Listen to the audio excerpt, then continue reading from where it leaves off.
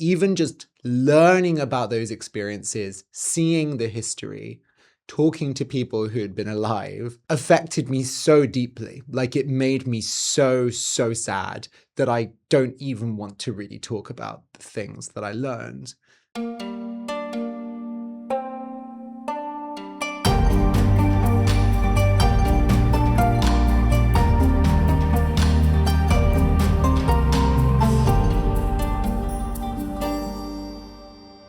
Welcome to Easy Stories in English, the podcast that will take your English from okay to good and from good to great. I am Ariel Goodbody, your host for this show. Today's episode is a conversation about many things, mainly my holidays. As always, you can find the transcript at easystoriesinenglish.com, and the link to said transcript is in the description. So, it's been a while since I've actually recorded one of these because, as I've mentioned several times, I did a bunch of episodes back to back before my holidays. And then I went on a holiday. So, what did I do on said holidays? Well, first of all, I stayed here because, in fact, I did not travel, but a friend from London travelled to see me. Yes, little old me, little old Ariel Goodbody. One of my dear friends from London town flew all the way to Ningbo, China, just to see me. And that was lovely. We spent a good few weeks together.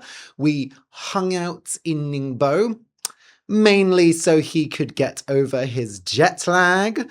We spent a few days in Hangzhou, and then we also went to Shanghai. So, if you're an avid listener of the podcast, you will know that these are not new places for me. I have traveled to Hangzhou and Shanghai before, but it's always lovely doing things with another person. There were lots of things I hadn't done in all three places by myself, and I love showing people around. The highlights of the trip for him, I think, were the food, just the scale and marvel of things in China. And one comment he made that was very interesting was, in the West, we get a lot of negative propaganda about China. So really, when you come here, you have to see things with your own eyes to really understand what it's like. China is so big, it's so complex, there are so many different sides to it that I really think you have to come here to truly understand it. His other main takeaway was that China is very similar to America. And I have to say, I agree. They're both very nationalistic countries, they're both very large empires, and they both love massive portions of food. Oh my God, the food portions in China are so big. I put on 5 kilograms since my appendicitis in, was it October? Anyway, I had my appendix, which is a very useless, stupid organ. I had my appendix removed last year in China. I lost some weight after that surgery, but then I gained actually probably more than 5 kilograms between then and going to Cambodia in February. So when I realized that in Cambodia, I was like, this is a wake-up call. I need to lose some weight. Since I've been back to China, I've been eating a lot more mindfully. I take a bite of food, I put down my fork, spoon, or chopsticks, and I chew many, many times. I chew and chew until the food is disintegrated into a nice mush that I know will be easy for my body to digest. Then I take a sip of water, and then I start the whole process over again. So this way I eat slowly, I eat mindfully, I help my own digestion, and I've realized that what previously I would eat as one meal, I would get one portion from a Chinese restaurant and that would be an entire meal, now can be like 2.5 meals for me. Like I'll eat some of it, put the rest as leftovers in the fridge, and then the next day I still can't finish the food. It's just too much food. So yes, that's a way that Chinese people and Americans are very similar. Another way is this attitude of, well, you're in our country, of course you're going to speak our language, duh. There's that kind of large empire posturing, I guess you could say. Well, like, obviously you're coming to China. Obviously you love our food. Obviously you're going to speak our language. It's funny experiencing this as a British person, because obviously it probably felt that way in the past with the British Empire, but it certainly doesn't feel that way now. We're much smaller on the world stage. However, quite amusingly, just 2 days before my friend came to China, the British Prime Minister, Keir Starmer, went to China and negotiated visa-free travel for British people. So my friend had to go through this whole process of getting a visa, only to find out if he had traveled like a few weeks later, he wouldn't have needed a visa. So that's life, I suppose. Other things I did with my friend that I hadn't done before, I visited Ningbo Museum. That was good fun. It's a free museum. You just have to give your passport number. It's pretty good. It's a very interesting building, actually. We did a night cruise down the river where you can see all these amazing lit up buildings. And we stayed in a lovely hotel by Westlake in Hangzhou. So that was just really beautiful. We had a bit of a mishap in a tea house. So I now understand Chinese tea culture. You go to a tea house, you pay a cover fee for each person. That's maybe like 1 to 200 kwai, which is about 10 to 20 pounds. And then you get a really big pot of tea and hot water so you can keep making tea, and then usually some bowls of fruits and nuts and other snacks. But that's where it varies a lot, because we, after one meal in Hangzhou, decided, oh, it would be nice to go and get a cup of tea somewhere or something like that. And we accidentally ended up going to this tea house where they gave us about 15 bowls of fruit. And they were like, oh, by the way, over there's also 2 buffets. There was a cold buffet and a hot buffet. So you could easily sit there for 7 hours and have like 3 meals. And it was great. The tea was great. The ambiance was great. The food was delicious. So I will definitely be going to more tea houses in future. But next time I will make sure I am more hungry. While in Shanghai, I also gave into some quite, I don't know if embarrassing is the word or shameful, but I gave into some consumerist urges. So there's this character, I guess, that's become really popular in China, which is just a capybara. Capybaras are these really big rodents from South America, and they kind of have a long history as mascot characters, because back when I went to Japan for the first time in 2008, maybe, it was a long time ago, I got a little like keychain that was like a cute little capybara. And I was like, oh, okay, this capybara character is popular in Japan. But sometime, I think maybe a few years ago, capybaras exploded in popularity in China. And now you can just see capybara plushes, capybara bags, capybara anything. Now, I love capybaras, and obviously because of this nostalgia from this old trip to Japan, I kind of felt I had this special connection to capybaras.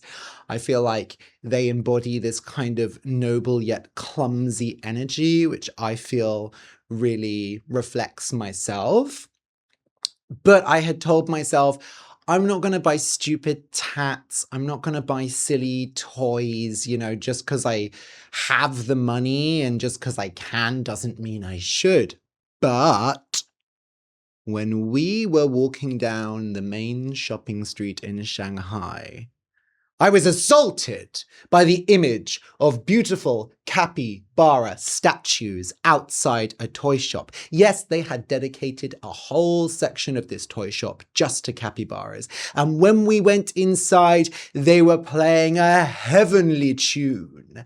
Capybara, capybara, capybara, capybara, capybara, capybara, capybara, capybara, capybara, capybara. And after hearing that tune on repeat like 20 times, because the song is like 1 minute long, it gets indelibly, permanently etched, carved into your brain. That song will never leave my brain. And now that I've sung it, it may well never leave yours, dear listener.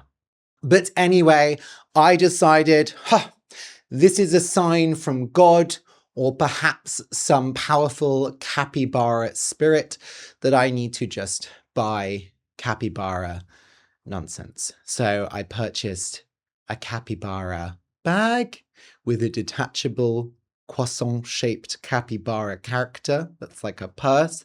I bought a plush capybara, and as I'm recording this, I'm looking at my phone, which I'm recording the video on, which has a very cute capybara case.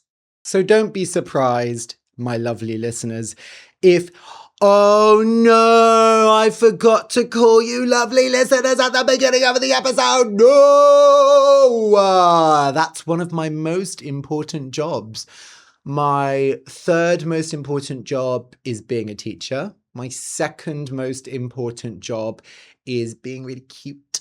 And my first most important job is calling you lovely learners at the beginning of each episode. Ariel, how dare you? If you're listening, I just slapped myself on the face.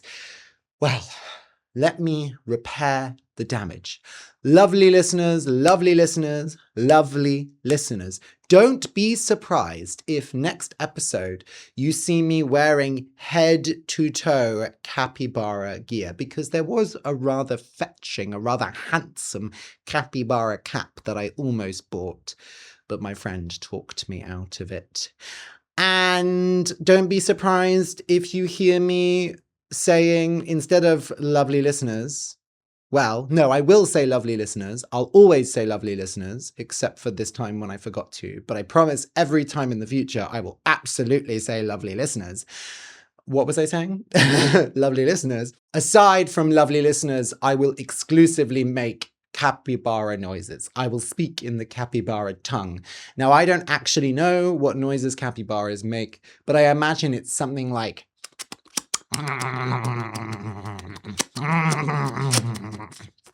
I just get that kind of energy from them. It's not beautiful noises, but they're homely noises. They're warm noises. They're friendly, loving noises.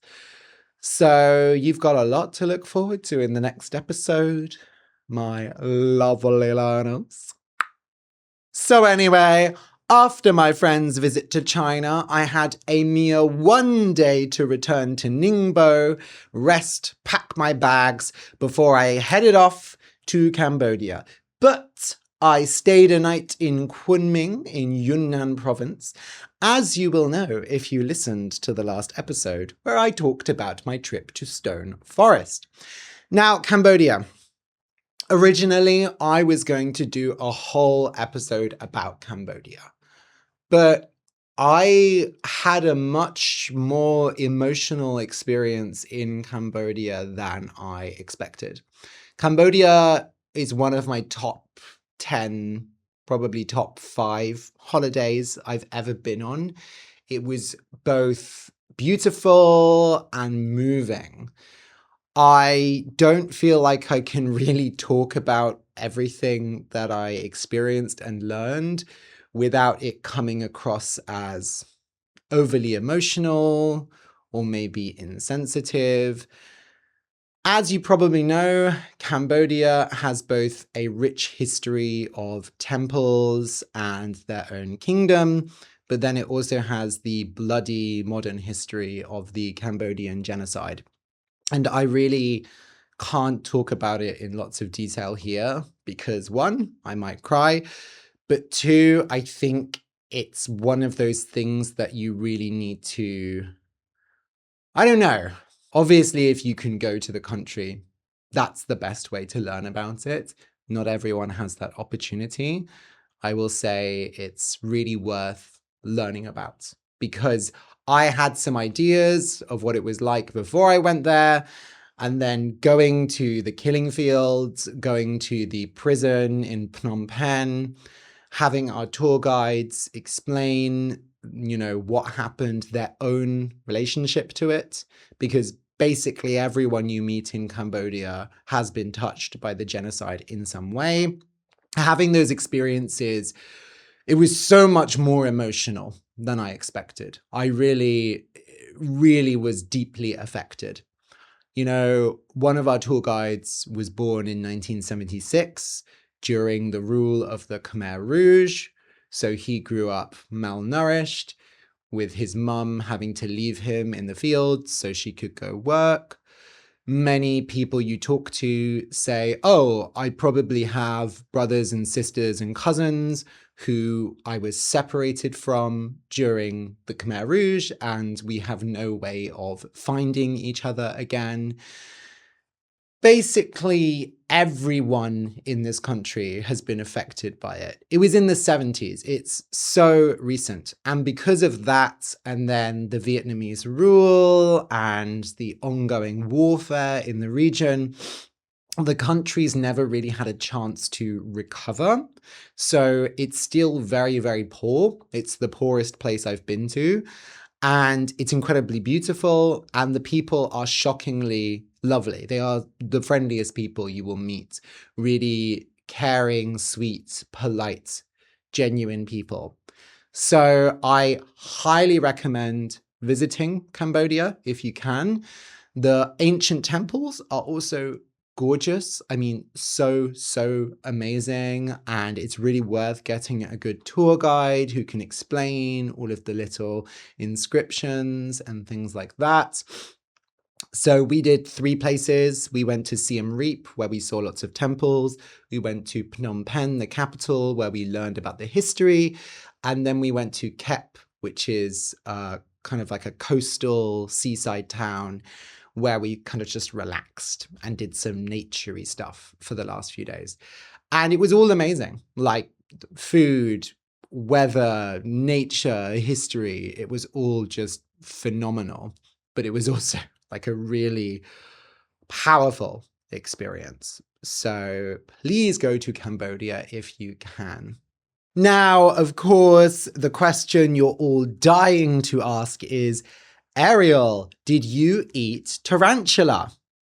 And the answer is yes. So if you didn't know, in parts of Cambodia, they eat tarantula. Tarantula is that really big poisonous spider that in kids' films, gets put on the villain's face or something like that. And you find it in jungles and stuff. So anyway, I ate tarantula. I ate deep fried tarantula. Now, before they cook the tarantula, they remove its teeth. So they put out a stick and the tarantula bites the stick and then they pull it away so it breaks their teeth so they can't hurt you, and then they fry them. To be honest, it was like a 5 out of 10. It's not very tasty. It mainly just tastes of the seasoning that it's fried with.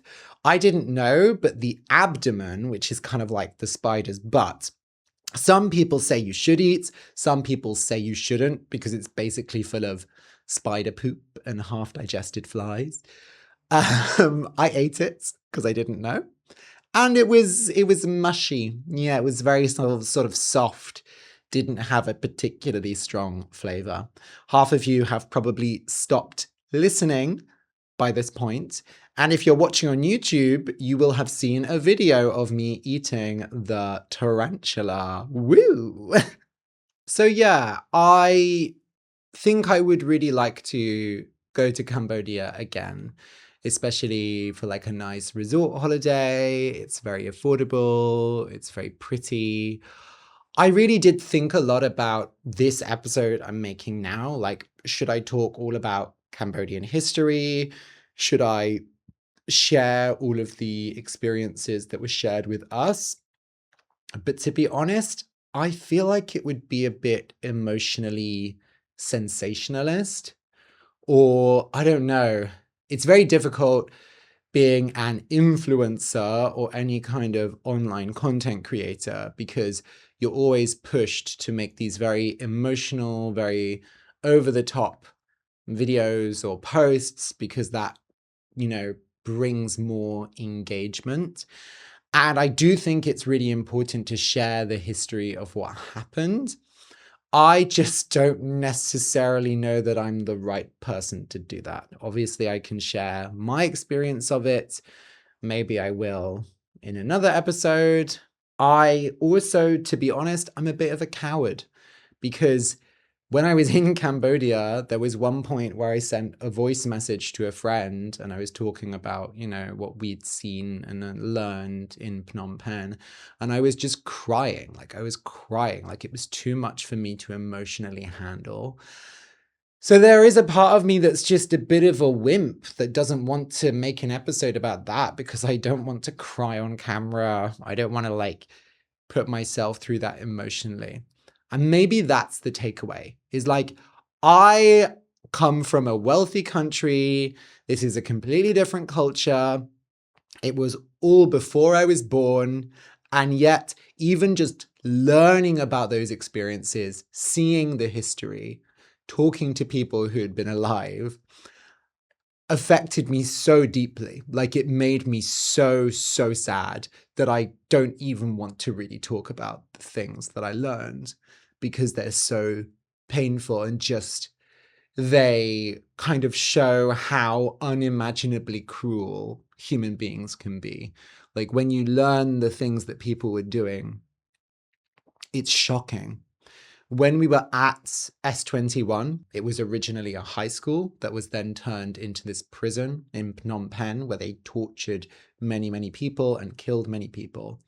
We actually met one of the survivors. So there were 7 survivors from that prison. 5 of them have died and 2 of them are very old. They're in their 90s. And one of the survivors is 95. And we actually saw him. We just saw him through a car window and he waved. He was going off to hospital to get treatment. This is his book, Survivor Chumay S21. We bought his book because you don't meet a genocide survivor and then be like, I don't want to buy his book. But in the introduction to his book, he talks about how he doesn't blame the people who tortured him. He understands that they had to do that or they would be tortured or killed themselves. And it's amazing to read that when you know the things that happened in that place, the things they were made to do. It's really just unbelievable that someone could forgive. You know, there's still, unfortunately, a lot of political instability in Cambodia. They don't have a free press. The government is pretty corrupt. But generally, you get a sense that there has been a huge amount of forgiveness and mercy shown to those who were involved with the regime. You know, growing up, I would hear about survivors of World War I and World War II, and I believe most, if not all, of the survivors of World War I have died now. But, you know, these were not people you met. It really felt like a different world. So to meet someone who not only survived that, but, you know, when he went into that prison, he was a fully grown adult who had already led a very difficult life in Cambodia. It's like, it was just really shocking to think that in the 70s, when all of that was happening, my parents were just growing up and living normal lives. I don't know, the whole experience was just really moving. And I think, you know, I didn't know a lot about Cambodia before I went there. It's a bit tempting to be like, oh, I'll skip all the genocide stuff or to make assumptions, but it is really, really, really worth learning about and going to these places. It truly felt like, oh no, this is a story that needs to be shared. This is something that we need to remember, because it truly is just, I lack the words to really express it.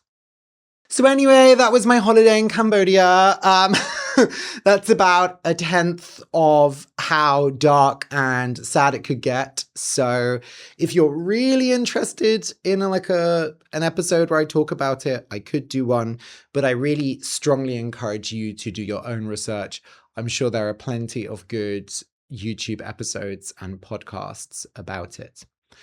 Anyway, since coming back from Cambodia, I have started back at work. We are now in the second semester, which thankfully is a lot shorter. The first semester was 22 weeks. This one is 18. And I have already planned most of my holidays leading up to the summer. I'm so excited for the summer because I'm going back to London and I'm going to go see my family and friends and catch up with everyone. And it's going to be really lovely. But generally, the feeling I have so far into the second semester is I'm settled here. I'm comfortable at work. I know what I'm doing. I have friends. I've been doing lots of exercise. My God, yesterday I went to the gym and I cycled for an hour and I sort of accidentally ended up hiking up a small mountain. So, active lifestyle, moi, of course. So yeah, things are going well for me. It's been a great few months. Also, spring has finally sprung. We're getting some sunny weather. We're getting birds chirping in the trees. Tweet, tweet, tweet, tweet, tweet, tweet, tweet, tweet. Maybe a capybara or two lurking in the bushes. Not really. And I have felt this huge surge of energy to get me through the rest of the year. So yeah, I'm feeling really good.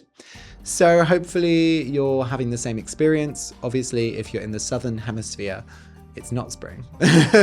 Spring has come and gone. But yes, thank you so much for listening to today's episode. That's it. That's pretty much everything. For once, I have run out of babbles and bimbles and words and phrases and all that nonsense. So I will just say one more. Bye!